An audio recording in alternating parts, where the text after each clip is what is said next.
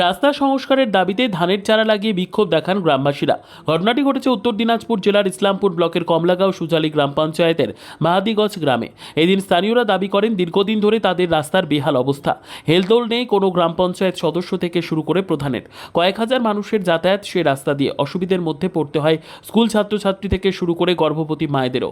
বিশেষ করে যারা নামাজ পড়তে যায় তাদেরকেও এই কাদা পেরিয়ে যেতে হয়। এই জন্য ক্ষিপ্ত হয়ে আজকে রাস্তাতে ধানের চারা লাগিয়ে বিক্ষোভ দেখান গ্রামবাসী।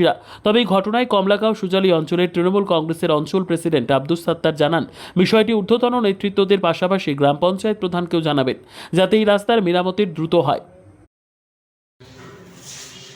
যেখানে ওটা মাহাদিগঞ্জ, একটা রাস্তা হলো পিএনজি। এই রাস্তাটাতে কী হয়েছে দেখেন, আমাদের গ্রামগঞ্জে যা সর্বপ্রথম আমরা কি করি, মানুষকে খারাপ, সেই জন্য সবার কাছে আমি অনুরোধ করব যে রাস্তা কমবেশ আপনারা যদি 3 ফিট 4 ফিট আগে ছাড়ে তারপরে যদি করেন তাহলে একটু বেশি ভালো হবে। রাস্তার উপরে সামনের ফ্রন্টের জায়গাটা আপনার, সেই জায়গাটা কেউ তুলে নিয়ে যাবে না।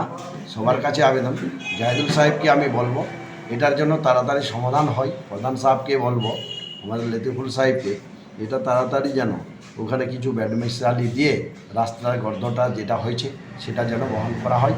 সেটা যদি গভর্নমেন্ট যদি করতে না পারে বা যদি ফান্ড না থাকে তাহলে সবাই মিলে আমরা সহযোগিতা করে যেন ওটাকে ভরপাই করে দেওয়া হোক।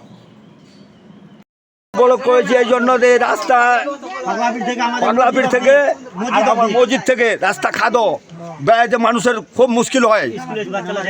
স্কুলের বাচ্চা যাইতে পারছে না, আমরা গ্রামের মানুষ বেড়াইতে পারছি না। কতক্ষণ এভাবে রাস্তা অবরোধ করবেন?